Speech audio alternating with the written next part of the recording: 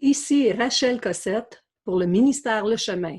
Nous sommes rendus à notre 33e capsule sur les enseignements de l'Apocalypse, chapitre par chapitre.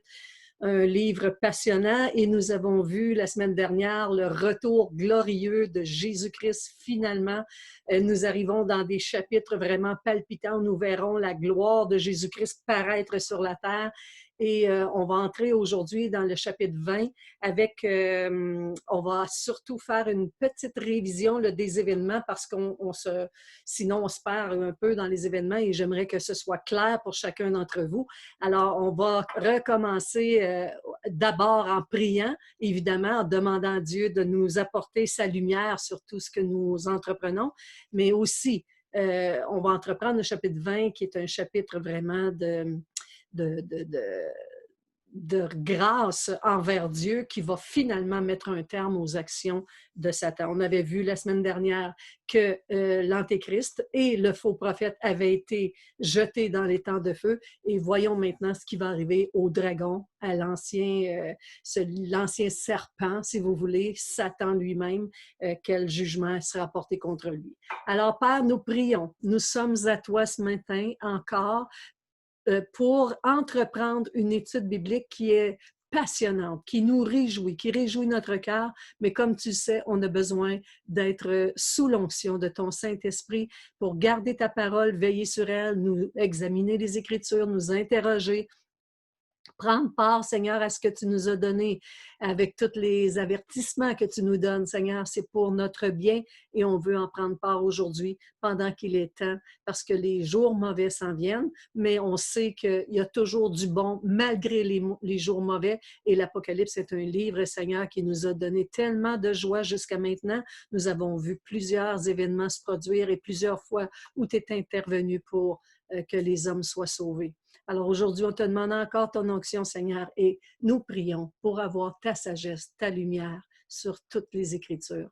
Amen. Alors, encore une fois, aujourd'hui, on est associé avec vous dans cette étude biblique, mais avant d'entreprendre la lecture, j'aimerais vous amener dans une petite diapo qui est je veux juste vous faire voir là, les 7 jugements dans lesquels on a commencé à étudier le jugement de la Babylone, les 7 jugements, mais je vais vous amener dans une autre diapositive qui vous permettra de suivre avec moi tout ce qu'on est en train d'enseigner. On a vu dans le chapitre 17 le premier jugement qui était le jugement de la Babylone religieuse. Je ne veux pas tout me répéter, mais c'est important de mettre en ordre les choses pour que vous puissiez suivre jusqu'à la fin et comprendre tous les rangs de résurrection et les 7 multiples de 7 que nous voyons depuis le début en partant des 7 églises. Et nous finirons avec les 7 nouvelles choses que Dieu va créer. Mais en ce moment, on est en train d'étudier les 7 jugements qui se prononcent véritablement sur la terre. On a vu premièrement le jugement de la Babylone religieuse au chapitre 17, cette femme écarlate qui s'appelait Babylone la Grande, la mère des impudiques et des abominations de la terre. Le deuxième jugement, c'était vraiment la Babylone commerciale. C'est les marchands de la terre qui se sont enrichis par la puissance de son luxe. On a vu ça au chapitre 18 et Dieu nous donnait cet avertissement. Sortez du milieu d'elle, mon peuple. Ensuite, on a vu le jugement de l'Antéchrist et du faux prophète au chapitre 19. Avant ce jugement-là, avant ce troisième jugement, on voyait l'annonce du mariage et de la célébration à venir, c'est-à-dire du festin des noces. Vous remarquerez que Jean ne décrit pas ni la célébration du mariage, ni la célébration du festin des noces, parce que ce n'est qu'à venir. C'est à l'entrée du millénium que nous verrons véritablement le mariage. Sinon, ça ne serait pas possible que ça se passe à ce moment-ci, parce que le 7e rang de résurrection n'est pas encore arrivé. C'est pourquoi on a besoin vraiment de cheminer et de comprendre qu'il s'agissait là, au chapitre 19, seulement de l'annonce du mariage et de la célébration qui était à venir. Donc, le troisième jugement, c'était vraiment le cheval blanc. Celui qui le montait s'appelle fidèle et véritable. Il revenait des cieux avec toute son armée, toute sa félicité. Et tous les fidèles qui ont été fidèles, c'est-à-dire tous ceux qui étaient en Jésus-Christ depuis le début de la création du monde jusqu'à ce moment-là, ceux qui sont déjà ressuscités avec lui, reviennent monter sur des chevaux blancs avec lui. On avait étudié aussi qu'il était vraiment, ça concernait ici effectivement Jésus-Christ, qu'il s'agissait de celui qui s'appelle fidèle et véritable. On avait démontré par les Écritures que Jésus est bel et bien Dieu tout-puissant, créateur du ciel et de la terre, et qu'il était lui-même, qu'il s'était métamorphosé dans sa propre création, il s'était humilié jusqu'à venir mourir sur une croix comme un malfaiteur, alors qu'il disait à Pierre, « Pierre, ne sais-tu pas que si je pouvais, j'appellerais des millions d'anges, puis on mettrait un terme à tout ce massacre qu'il y a contre moi. Je pourrais arrêter tout ce qui se passe sur la terre, mais ce n'est pas le but. Le but de Dieu, c'est qu'il nous a créés à son image dans un but ultime, c'est de passer l'éternité avec tous ceux qui se joindront à lui. Il a créé tous les hommes, mais les hommes sauvés sont simplement ceux qui reçoivent son pardon. Fait que quand Jésus est mort sur la croix, il a donné sa vie pour le pardon de tous les hommes. Mais ce n'est qu'une poignée d'hommes qui acceptent ce pardon parce qu'ils se sont humiliés, détournés de leur orgueil et qui se sont approchés de Dieu et qui ont accepté de porter son nom, qui ont accepté d'être son disciple, de se convertir à lui seul et non pas à toute autre forme religieuse, mais à Jésus-Christ seul. C'est pourquoi il peut s'identifier avec lui et qu'il dit qu'il n'a pas honte de nous parce que nous n'avons pas eu honte de lui pendant que nous sommes ici-bas sur la terre. Alors, il faut vraiment appartenir à cette race-là, c'est-à-dire cette race élue que Jésus s'est formé au prix de son sang et qu'il vous laisse le libre accès, le libre arbitre de choisir entre recevoir son pardon et le suivre ou faire votre vie comme bon vous semble et la perdre pour l'éternité. Alors ici, si on continue notre poursuite des événements, alors celui qui montait le cheval blanc, c'était bel et bien Jésus-Christ dans toute sa gloire qui va revenir à un moment crucial où il y a une bataille qui va se produire à ce moment-là. Et c'est vraiment à ce moment-là que lorsqu'il revient, que la fête des expiations va se produire, c'est que Jésus va accomplir cette fête-là. C'est qu'en revenant, les Juifs ils vont reconnaître à ce moment-là celui qu'ils ont percé parce que celui en qui ils avaient placé leur confiance, c'est-à-dire le faux Christ, l'antéchrist, ils l'auraient pris pour Messie, mais ils vont se rendre compte de leur erreur grave parce que celui-là même, cet antéchrist, vient pour les détruire. Alors cette bataille qui est généralisée, qui a été soufflée et vraiment influencé par le prince des ténèbres, c'est-à-dire l'antéchrist qui est l'incarnation de Satan dans sa propre nature, qui va influencer le monde entier à se tourner contre Israël et ça va marcher par un plan très précis. Et quand cette bataille aura lieu dans les plaines de Megiddo, tous ceux-là qui se seront ajoutés à cette bataille, Dieu vient mettre un terme à cette bataille et les Juifs, à ce moment-là, se repentent de leurs fautes, se repentent de leur ignorance, se repentent de leur péché à nouveau parce qu'ils ne l'avaient pas reconnu lorsqu'il est venu la première fois. Et Jésus avait dit, un autre va venir en son propre nom. Puis vous allez le reconnaître comme étant votre Messie, mais ce ne sera pas lui. Alors que là, Jésus revient définitivement pour sauver son peuple qui l'a rejeté. Incroyable comment la bonté de Dieu est grande. Vous n'avez pas idée de l'humilité qui appartient, de la compassion qui est dans le cœur de Dieu. Mais il doit juger les œuvres des hommes et il vient mettre un terme à cette bataille qui est vraiment contre le peuple juif à ce moment-là. Et c'est à ce moment-là qu'il va aussi mettre un terme. Il va commencer par prendre la bête, qui est l'Antéchrist, et le faux prophète, et il va les jeter dans les temps de feu au siècle des siècles, et jamais plus ils ne seront ramenés. Donc, il s'agissait ici d'hommes. Maintenant, il va y avoir un jugement contre Satan lui-même. La Trinité n'est pas complète ici. Le jugement de Satan n'a pas encore eu lieu. C'est ce que nous allons trouver au chapitre 20. Mais là, on va continuer parce que dans le chapitre 19, on nous parle aussi du quatrième jugement, c'est-à-dire les nations injustes. Qui sont ces nations injustes? C'est tous ceux qui avaient pris la marque de la bête avec l'Antéchrist. Eux, ils furent tués par l'épée qui sortait de la bouche de celui qui était assis sur le cheval. Donc, les nations injustes, ce sont ces nations qui ont été trouvées injustes et qui vont directement périr par la bouche de Dieu, par l'épée qui sort de la bouche de celui qui était assis sur le cheval, donc de Jésus-Christ lui-même.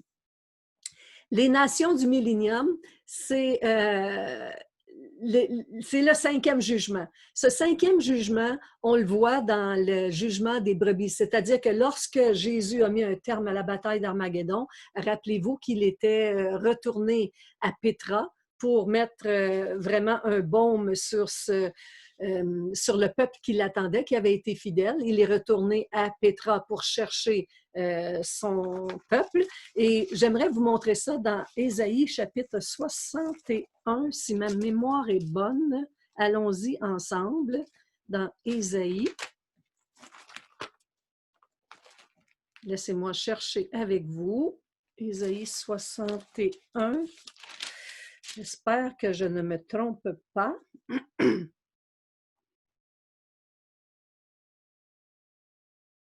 Effectivement, je me trompe, ce n'est pas là, c'est probablement 63. Alors, oui, c'est 63.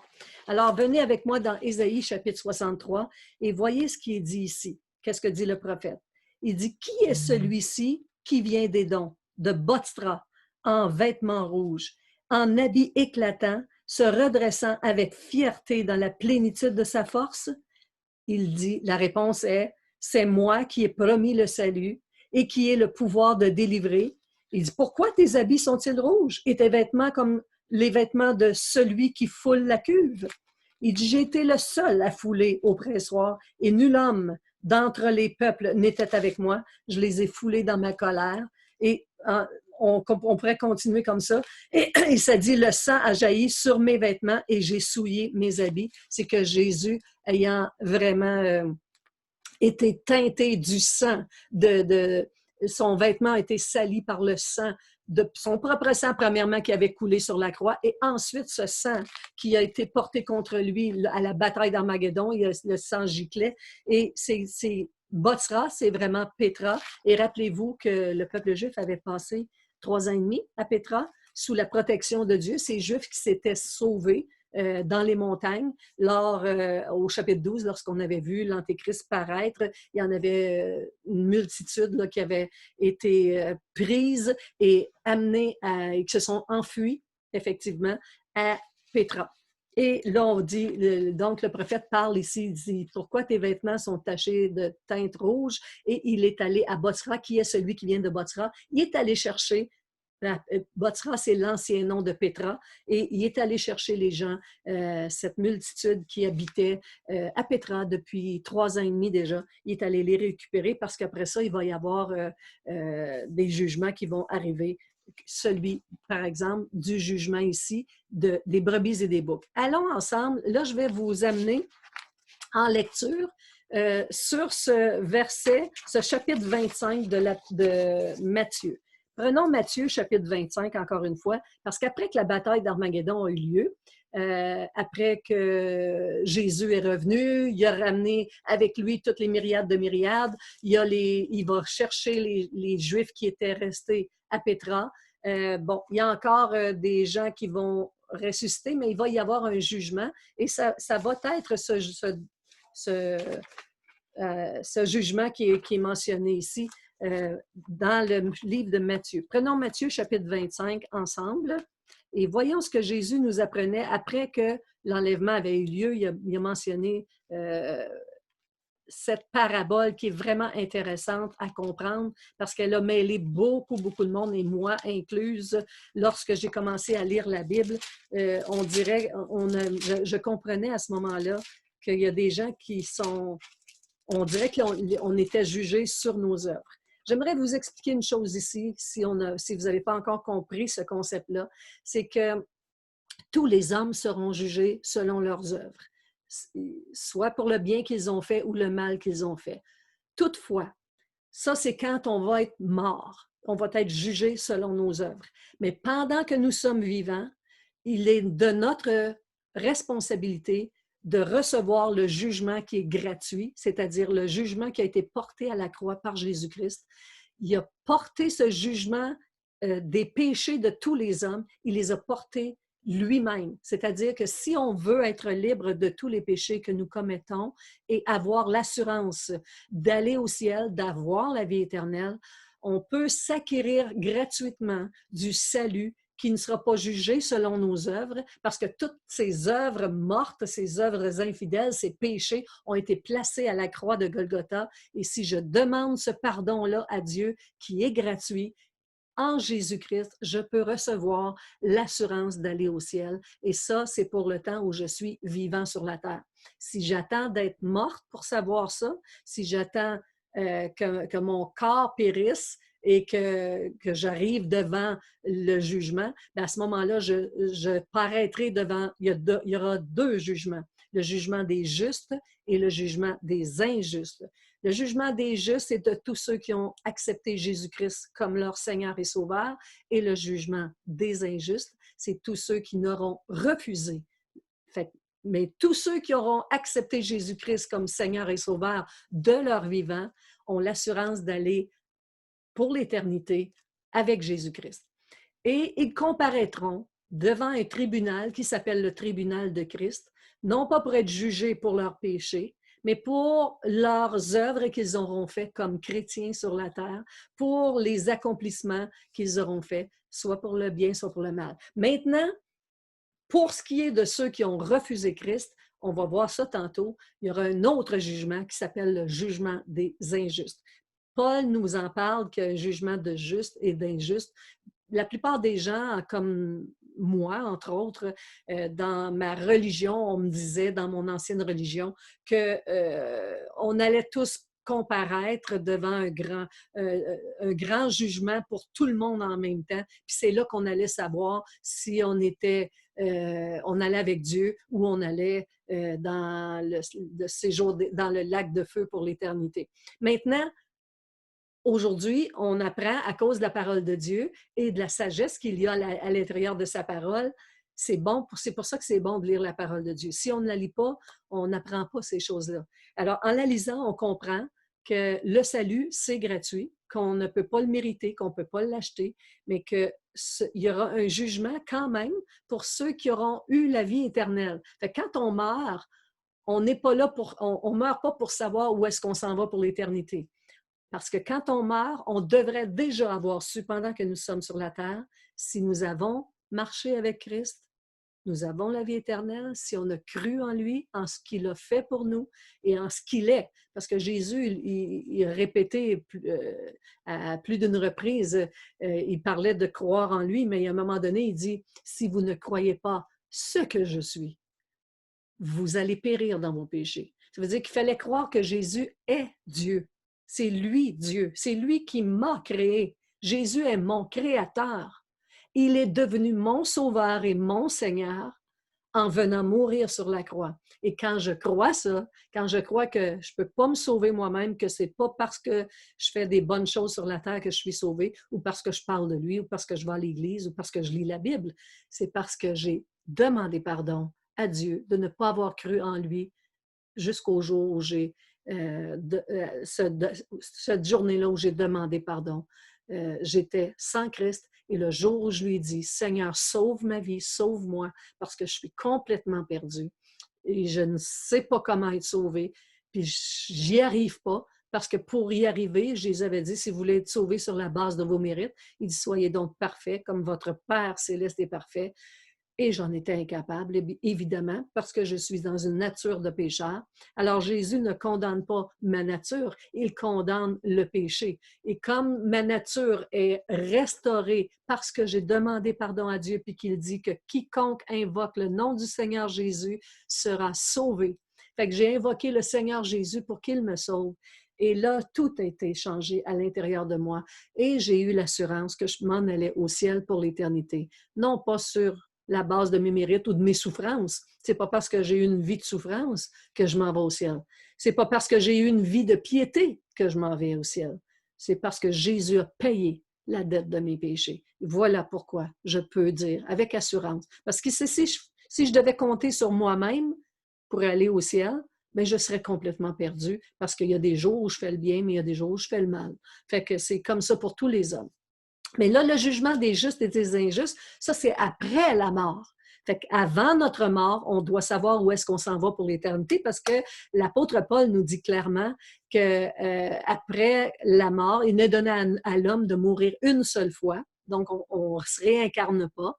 Il est donné à l'homme de mourir une seule fois, après quoi vient le jugement. C'est après que vient le jugement. Parce que le jugement, pour aller au ciel, pour le pardon des péchés, c'est Jésus qui l'a fait sur la croix de Golgotha il y a près de 2000 ans maintenant.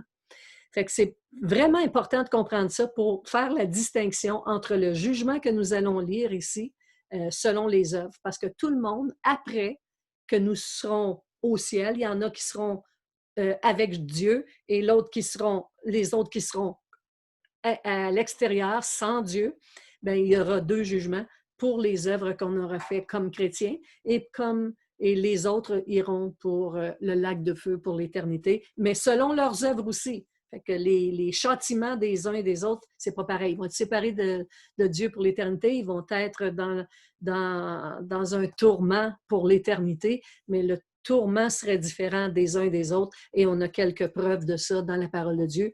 Un exemple, c'est quand Jésus dit, par exemple, au peuple à qui il parle, lorsqu'il est à Capernaum, il va dire, je vous le dis en vérité, Sodome et Gomorrhe va être jugé moins sévèrement que cette génération qui ont Dieu devant eux et qui ne le croient pas. Alors, c'est grave. Fait qu'on se rend pas compte de tout ce qu'on fait dans cette vie et souvent, on se dit, je vous envoie de l'énergie, je vous envoie des bonnes faveurs, des bonnes grâces, mais c'est Dieu qui fait ça. Dieu seul peut donner une réponse à nos prières, une réponse positive à ceux qui croient en lui. Et ça dit que la prière du juste a une grande efficacité. Donc, je m'éloigne du sujet, mais je veux vous ramener en Matthieu chapitre 24, parce que là, on est rendu à l'époque où toutes les 7 années de tribulation achèvent. On n'est pas encore entré dans le royaume dans le royaume de 1000 ans, c'est-à-dire dans le millénium, le temps de 1000 ans qui va avoir lieu sur la terre et qui va être un temps de paix, un vrai temps de paix cette fois-ci, et non pas pour 7 ans, mais pour 1000 ans. Comme Dieu nous l'annonce, et Jésus-Christ lui-même sera au milieu de nous. Et avant que cela arrive, après la bataille d'Armageddon, vous comprendrez qu'il y a des gens qui restent sur la terre. Il y a eu des personnes là, qui ont traversé toutes les 7 années de tribulation. Il y en a qui ont pris la marque de la bête et qui sont jetés dans l'étang de feu. Il y a ceux qui n'avaient pas pris la marque dans un certain temps, qui ont été vraiment rachetés au ciel et qui font partie de la grande foule et tout ça. Maintenant, il y a parmi les gens qui restent, il y a des brebis et des boucs. Et c'est de ce jugement-là dont nous allons parler actuellement. Alors, le royaume des cieux, alors c'est Matthieu chapitre 25, à partir du verset 31. Là, j'allais vous lire. OK, on commence au verset 31. Lorsque le Fils de l'homme viendra dans sa gloire avec tous les anges, il s'assiera sur le trône de sa gloire. Toutes les nations seront assemblées devant lui. Il séparera les uns d'avec les autres, comme les bergers séparent les brebis d'avec les boucs.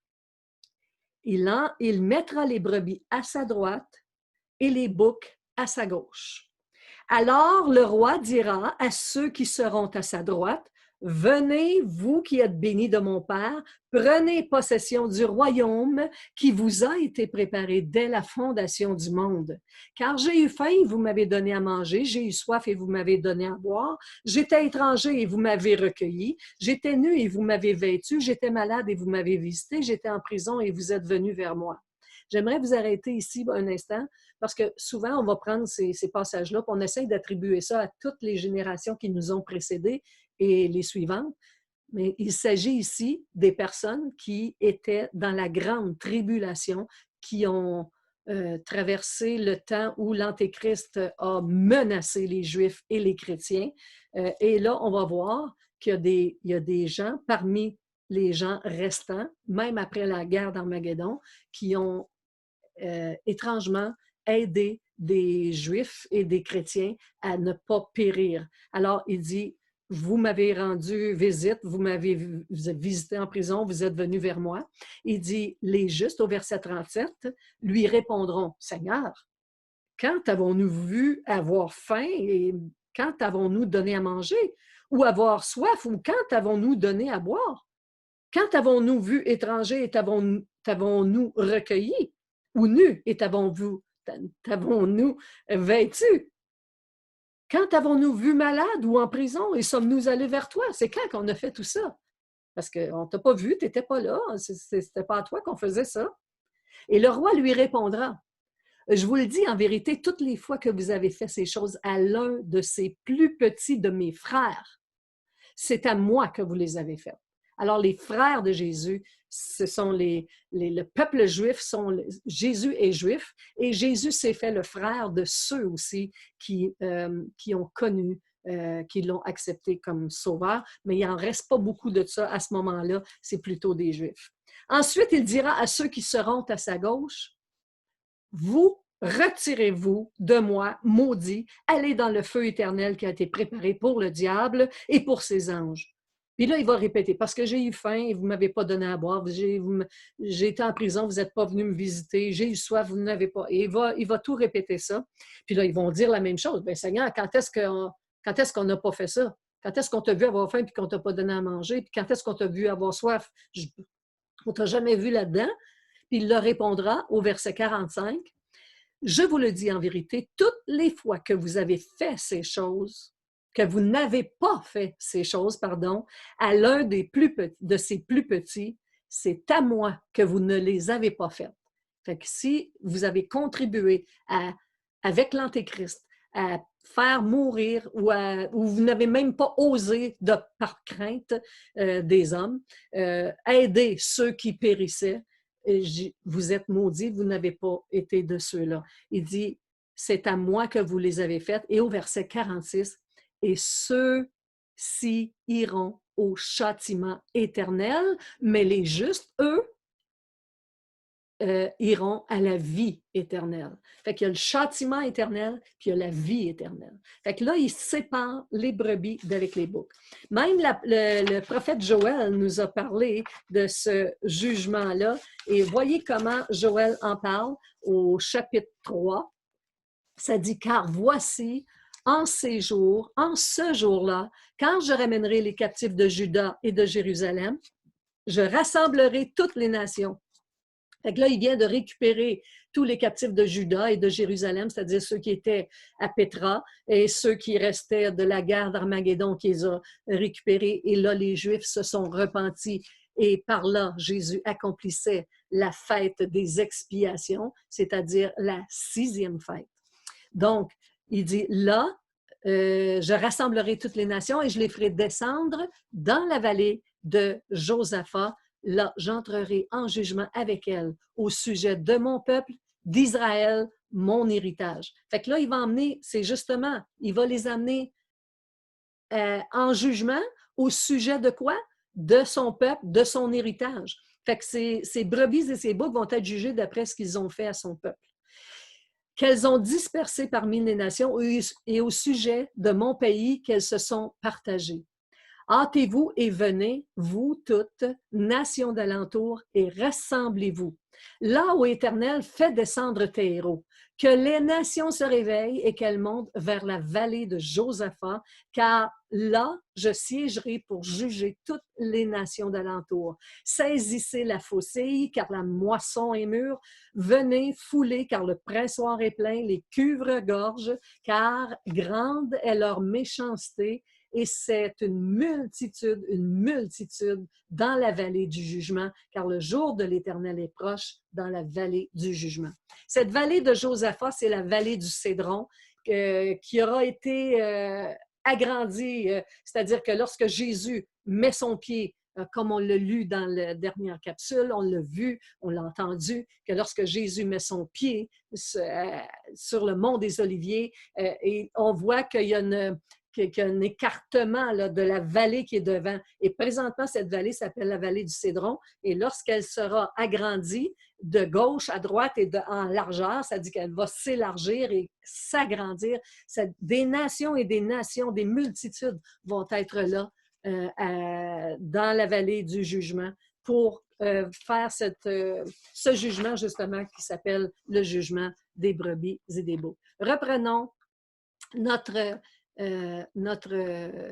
capsule, ici, pas la capsule, mais notre diapositive, et voyons qu'après le jugement des brebis et des boucs, comme nous venons de lire, il y aura le 6e jugement. Les brebis et les boucs, c'était le 5e, et le 6e jugement, c'est ce que nous trouverons au chapitre 20. Avant de lire le chapitre 20, je vais vous donner quelques détails de ce que nous allons y lire, parce qu'on va voir qu'il y a un ange qui avait la clé de l'abîme et une grande chaîne va aller il y avait une grosse chaîne dans sa main, il va saisir le dragon. Fait que, voyez que l'ange de l'Éternel, jusqu'à présent, les forces de Satan, qui était aussi un ange, sont réduites. Satan n'a jamais eu la même force, sauf celle que Dieu lui a accordée tout au long de ces années depuis la création du monde et la défaite qu'il a connue lorsque Jésus-Christ a payé la dette des péchés des hommes. Satan a subi une grande défaite parce que les hommes pouvaient être récupérés, rachetés, alors qu'il avait conduit l'homme à se souiller et à l'adorer. C'est-à-dire que lorsque dans le jardin d'Éden, il a trompé Adam et Ève, toute la race humaine était déchue, était devenue esclave de Satan, pardon, était devenue son esclave. Nous lui appartenions et nous faisions ce qu'il voulait. C'est pourquoi la terre, et au fur et à mesure des années, est en train d'être détruite. Et il y a un passage dans la Bible qui nous dit que même la terre souffre. Elle est en souffrance, en attente de ce que les fils de Dieu vont revenir sur la terre. Les fils de Dieu, c'est ceux qui donnent leur vie à Jésus-Christ pendant qu'ils y sont et qui sont rachetés. Parce que puisqu'on avait été vendus à Satan et que nous en étions devenus esclaves, lorsque nous acceptons le sacrifice que Jésus a fait sur la croix comme étant notre porte d'entrée. Notre foi est dans ce sacrifice que Jésus a fait pour nous et dans la nature de Jésus qui est Dieu et qui revient non pas qui va revenir non pas comme un serviteur cette fois-ci, mais comme le roi de toute la terre, parce que vous rappelez-vous que les titres de propriété de la terre lui avaient été signés lors du chapitre 5. Et on a vu au chapitre 11 que les gens disaient gloire, honneur et gloire parce que la terre revient à l'Éternel. C'est comme si là, la maison, on est passé chez le notaire, c'est fait, on a l'acquisition, il reste juste à débarrasser ceux qui habitent la terre de la corruption. C'est pour ça que les jugements là, sont entrés. Au chapitre 16, 17, on voit là, vraiment tous les jugements des Babylones, ceux qui ont corrompu la terre. C'est la naissance des esprits des ténèbres qui doivent s'enfuir, qui doivent mourir. Et là, après ça, il y a le jugement du faux prophète, de l'Antéchrist lui-même, le jugement des nations injustes qui les ont suivis, qui ont porté la marque de la bête, qui ont été transformés. Rappelez-vous, je vais essayer, je ne sais pas si je vais en tout cas pour l'instant, je vous donne un petit inside, là, un petit avant-goût.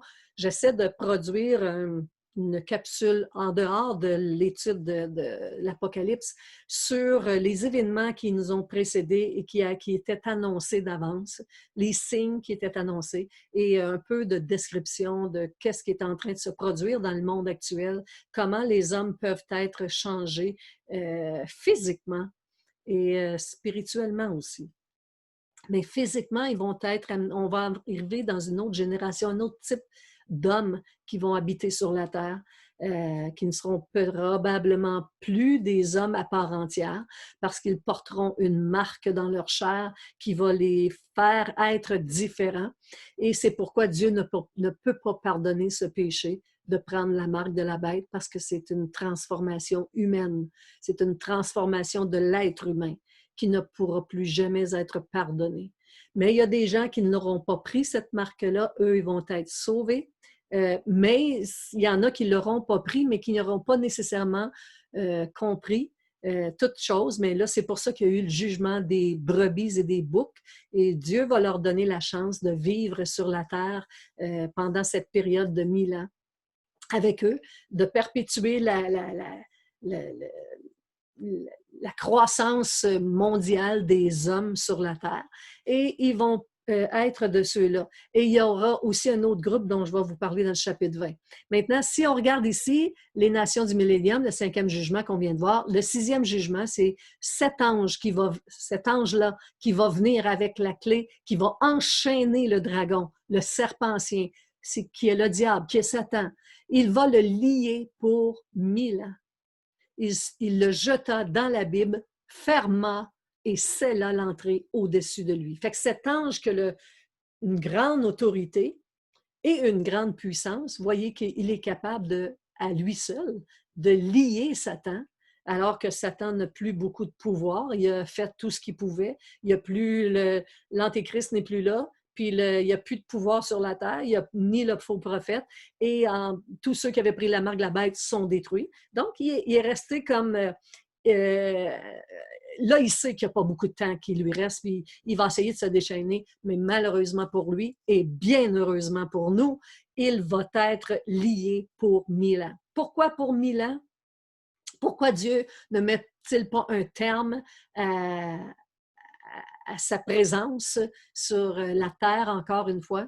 Il va le lier pour 1000 ans, pour donner ce 1000 ans de paix aux générations des nations qui sont restées, qui ont été jugées dignes de rester sur la terre et qui vont repeupler le monde. Et il va y avoir un autre groupe que je vais vous mentionner dans d'une seconde ou deux, qui va aussi rester sur la terre pendant cette période de 1000 ans, et ils vont se multiplier sur la terre, ils vont féconder, ils vont avoir des enfants, se multiplier, et vous comprendrez, on va en reparler beaucoup du millénium, là. Je vous donne juste des petits hints là-dedans, parce que ça va devenir fort intéressant les prochains chapitres pour voir qu'est-ce qui va se passer pendant le millénium. Là, après, je veux juste en arriver au 7e juste avant, après le 6e jugement, on va voir les morts injustes. Ça veut dire les âmes de ceux qui avaient été décapités à cause du témoignage de Jésus revinrent à la vie. Donc, ils ressuscitent. C'est qui ces âmes de ceux qui avaient été décapités à cause du témoignage de Jésus? Mais c'est ceux qui avaient été laissés à partir je pense, au chapitre 6, qui nous disait que des gens qui ne faisaient pas partie de l'épouse de Christ, c'est-à-dire des 5 vierges folles, c'est-à-dire des chrétiens qui n'ont pas participé à l'enlèvement, qui étaient laissés là, vont devenir les évangélistes les plus marquants de leur génération, de cette année-là, et ils vont être décapités sur place parce qu'ils vont témoigner de Jésus, et comme l'Antéchrist est en train de prendre sa place et que le mouvement de l'Esprit est moins fort parce que toute l'Église de Christ, l'épouse de Christ a été enlevée, donc la présence du Saint-Esprit se fait par les personnes qui habitent chez qui le Saint-Esprit habite, parce que Jésus fait de nous son temple. De ceux qui croient en lui, nous sommes devenus le temple vivant de Christ sur terre. Et oui, ça achale le monde parce que notre esprit est différent de l'esprit des morts, c'est-à-dire de ceux qui vivent sans Christ. Et quand l'esprit de vie confronte l'esprit de la mort, il y a des frictions qui se produisent et c'est pourquoi parfois vous avez des tribulations dans ce monde et vous avez beaucoup de gens qui s'objectent à vous sans trop savoir quelles sont les raisons, mais ils sont des esclaves de Satan comme nous l'étions autrefois. Comme ils n'ont pas été libérés de cet esprit d'esclavage, ils sont encore au travail sous l'autorité de l'esprit des ténèbres, c'est-à-dire de Satan lui-même, et ils travaillent contre ceux qui marchent avec l'esprit de vie, l'esprit de vérité. Parce que nous, peut-être comme humains, on n'est pas très alerte pour voir quel esprit habite dans une personne, mais les esprits entre eux le savent très bien. L'esprit reconnaissait très bien, les démons reconnaissaient très bien Jésus lorsqu'il est venu sur la terre. Il disait, « Qui es-tu, fils de David, pour venir nous tourmenter avant le temps? » En voulant dire, c'est pas le temps, là, on a encore bien des choses à faire. C'est pas supposé qu'on soit jugé maintenant. Fait que ils sentaient la présence du Fils de Dieu qui portait l'Esprit de Dieu, évidemment. Et Jésus a promis qu'il donnait son esprit à quiconque le recevrait comme Seigneur et Sauveur de leur vie. Et c'est ce que nous portons et c'est pourquoi on a beaucoup d'opposition dans ce monde, de ce monde qui vit encore sous l'esclavage de Satan. Donc, ce n'est pas contre la chair et le sang que nous combattons, mais contre les esprits, les autorités dans les lieux célestes, ceux qui dominent ces personnes-là. Parce que, rappelez-vous, nous étions de ce nombre. Nous qui portions avant l'esprit de l'esclavage, nous avons été sauvés, régénérés et habités du Saint-Esprit qui nous donne plus d'assurance, plus de force, plus de sagesse, plus d'intelligence. Et ce n'est pas là des caractéristiques de vantardise ou de prétention, c'est la parole de Dieu qui l'atteste et nous le sentons. La Bible dit que l'Esprit de Dieu témoigne à notre esprit que nous sommes devenus enfants de Dieu et par là, nous grandissons dans plus de force, plus de sécurité, plus de communion avec le Dieu vivant. Alors que voici que le 6e jugement ici, le 7e, le 6e jugement fait aussi partie les âmes de ceux qui avaient été décapités à cause du témoignage de Jésus, revinrent à la vie. Et ils régnèrent avec Christ pendant 1000 ans. Et là, dans le chapitre que nous allons lire, au chapitre 20, ça dit que c'est la fin de la première résurrection, de la résurrection des justes. Donc, le mariage de l'épouse de Christ avec tous les invités, il manquait des invités ici. Les âmes de ceux qui avaient été décapités au début du chapitre, ça disait qu'ils étaient mis en attente. Mais là, ils reviennent à la vie à la fin. Ils avaient eu la chance de ne pas vivre tout ça, mais parce qu'ils avaient été négligents, ils faisaient partie des 5 vierges folles. Ils ont été négligents dans leur foi, négligents dans leur ministère, dans leur relation avec Dieu. Ils ont gardé le salut. Dieu ne retire pas son salut à quelqu'un qui croit en lui. Ces gens-là croient toujours que leur sauveur, c'est Jésus-Christ, mais ils sont négligents. Ils ont négligé leur salut. Donc, ils n'ont pas fait partie. Ils ont été plutôt décapités à cause de leur foi une fois que l'enlèvement de l'Église a eu lieu. Là, la rage sur la terre va se multiplier, les jalousies, les famines, les pestes.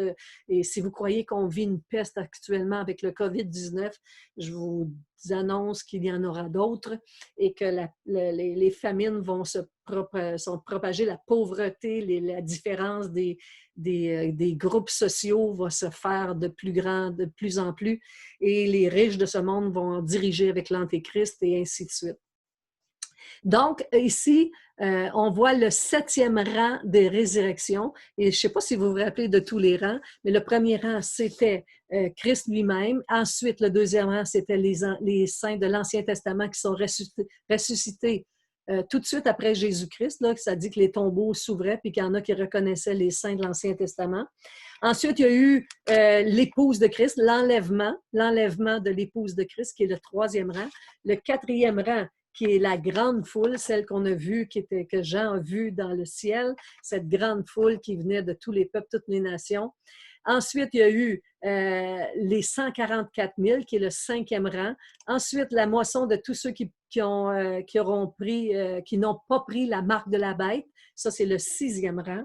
Et le 7e rang, c'est celui que nous voyons aujourd'hui, c'est-à-dire le rang de ceux qui avaient été décapités et qui maintenant ressuscitent. Ces gens-là qui vont ressusciter, on va le lire tantôt, où ils vont passer, ça dit, ils régnèrent avec Christ pendant 1000 ans. Donc, ces gens-là vont rester sur la terre pendant 1000 ans.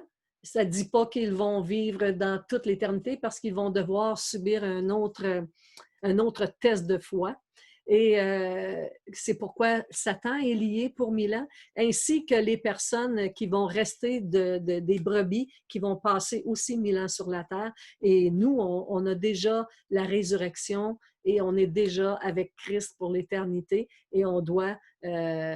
donc, il va y avoir comme deux sortes de vivants sur la terre, c'est-à-dire des gens qui auront besoin de se multiplier sur la terre, des gens normaux, des humains normaux, et il y aura aussi les gens comme nous qui seront ressuscités, partis au ciel et revenus dans notre corps glorieux, un peu comme Jésus. Lorsqu'il est parti au ciel après sa résurrection, c'est-à-dire après sa mort, il est ressuscité, il est parti au ciel, puis il est revenu passer 40 jours avec ses disciples. Il est ressuscité, puis il a passé 40 jours avec ses disciples. Donc, après ça, il est parti.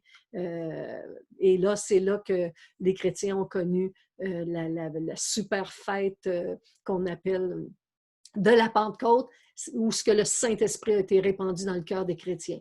Alors là, ici, on assiste à la fin de la première résurrection et le chapitre 20 nous dit que les autres morts ne revinrent point à la vie. Quels sont ces autres morts? C'est tous les morts qui ont été... Vous voyez que je viens de parler des 7 rangs de résurrection, mais pendant toutes ces générations-là, il y a eu des hommes et des femmes qui n'ont pas cru au Messie, qui n'ont pas cru en Dieu, qui n'ont pas cru au plan de Dieu et qui sont toujours dans le séjour des morts. Ça dit que tous ces autres morts ne revinrent point à la vie jusqu'à ce que les 1000 ans fussent accomplis. Quand les 1000 ans seront accomplis, Satan sera relâché de sa prison pour séduire les nations. Il fut jeté dans les temps de feu et de soufre où sont la bête et le faux prophète, mais ça, c'est après les 1000 ans. Donc, le 7e jugement, ça va être le grand trône blanc, là où des livres seront ouverts et le livre de la vie sera ouvert aussi et les gens devront constater si leurs noms sont inscrits là-dedans. Et ça, c'est la 2e résurrection qui s'appelle la résurrection des injustes. Donc, la première résurrection qui est faite se produit avant la période du millénium, tandis que la 2e résurrection, c'est la résurrection des injustes, elle se fait après les 1000 ans de résurrection. Alors, j'espère que ça vous donne beaucoup d'informations sur ce que nous avons appris jusqu'à présent. Maintenant, je vous lis le chapitre 20 et on parlera la semaine prochaine du mariage qui va avoir lieu, des choses qui vont se produire tout de suite. Bon, là, on voit que toutes les nations vont être jugées. Les brebis et les boucs vont être jugés.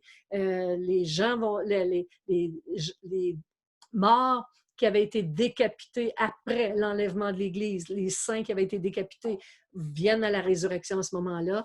Donc, il y a le jugement de toutes ces personnes-là qui se fait. Ils vont passer 1000 ans sur la terre. Ensuite, on va voir qu'il y a des choses qui vont être pratico-pratiques dès le départ, au début des tribulations, au début du millénium, pardon, parce que là, les tribulations, on n'en parlera plus. Là, on entre dans une ère de paix où Christ lui-même va vivre avec nous sur la terre et il va régner. Ça veut dire que ça va être lui le roi, mais il va avoir des sujets très importants. Par exemple, David va régner sur Israël, particulièrement. Il y a certains d'entre vous allez voir les rangs de ceux qui vont juger avec Jésus-Christ, parce que là, il va y avoir des jugements, le jugement du tribunal de Christ. On va parler de tout ça la prochaine fois, mais je veux lire avec vous le chapitre 20 de l'Apocalypse pour vraiment sceller tout ce que nous venons de lire. Puis je vis descendre du ciel un ange qui avait la clé de l'abîme et une grande chaîne dans sa main. Il saisit le dragon, le serpent ancien, qui est le diable et Satan, et il le lia pour 1000 ans. Il le jeta dans l'abîme, ferma et scella l'entrée au-dessus de lui, afin qu'il ne séduisît plus les nations, jusqu'à ce que les 1000 ans fussent accomplis. Donc, il n'a plus le droit, il est scellé, il est enfermé, c'est enchaîné, il est là pour 1000 ans. Après cela, il faut qu'il soit délié pour un peu de temps. Pourquoi ils vont le délier? Pour faire un test de foi à ceux qui vont avoir peuplé la terre à ce moment-là. Et je vis des trônes, et à ceux qui s'y assirent furent donnés le pouvoir de juger.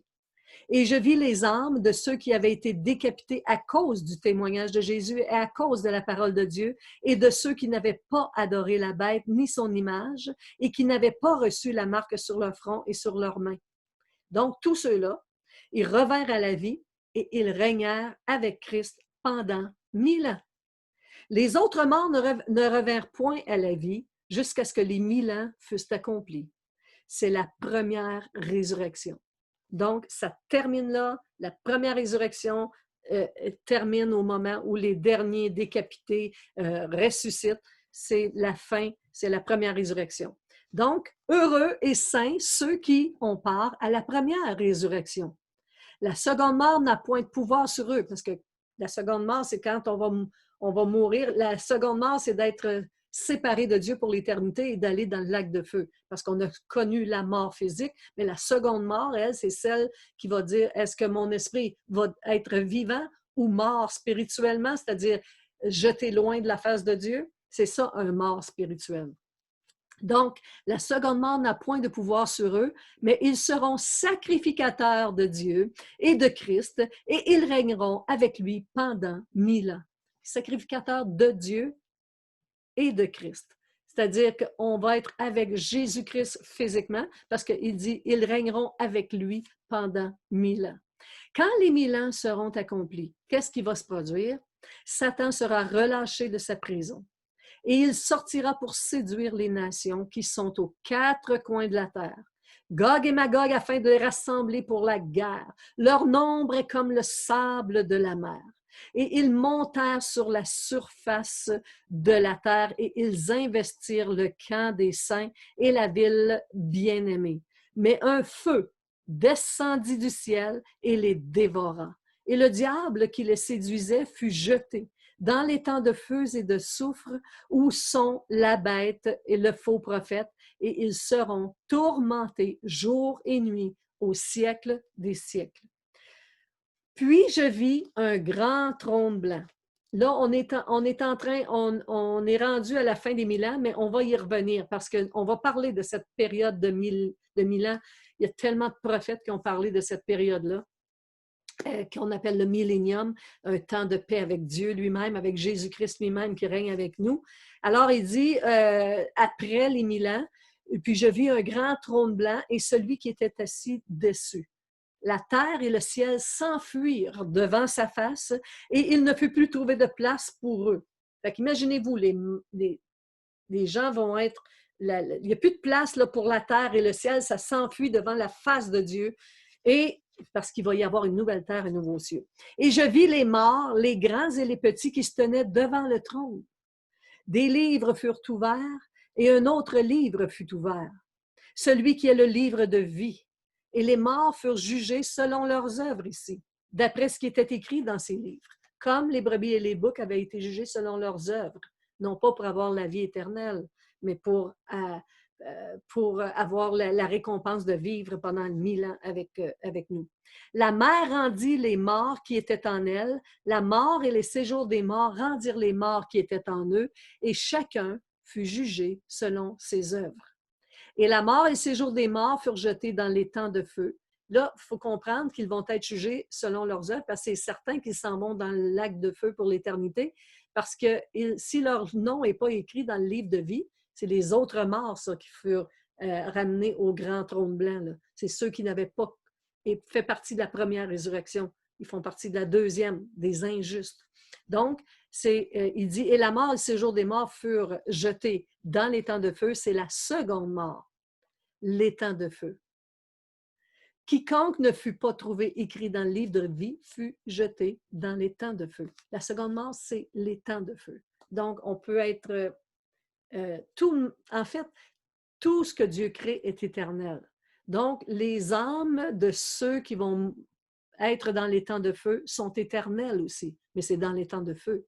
Tandis que les âmes de ceux qui auront fait partie de la première résurrection, peu importe le rang, eux, ils vivent éternellement dans le paradis de Dieu, dans la maison de Dieu. Et là, il y a une découverte incroyable qui va se faire, c'est la découverte de toute la terre. Alors, j'aimerais vous convoquer, vous convier à recevoir Jésus et à recevoir aussi l'invitation qu'il vous fait de participer aux noces dont nous allons parler la semaine prochaine. Mais je vous en conjure devant mon Dieu qui entend mes prières. Soyez sages pendant qu'il est jour, pendant qu'il y a encore du temps de lumière sur la terre, pendant qu'il existe encore du temps de rachat. Recevez et convertissez-vous. Repentez-vous de vos péchés, tournez-vous vers le Seigneur Jésus-Christ et recevez le pardon de vos péchés qui a besoin d'être complètement effacé et rien ne peut effacer vos péchés sinon le sang de Jésus qui a coulé à la croix et qui sert encore aujourd'hui à racheter les hommes de leurs péchés.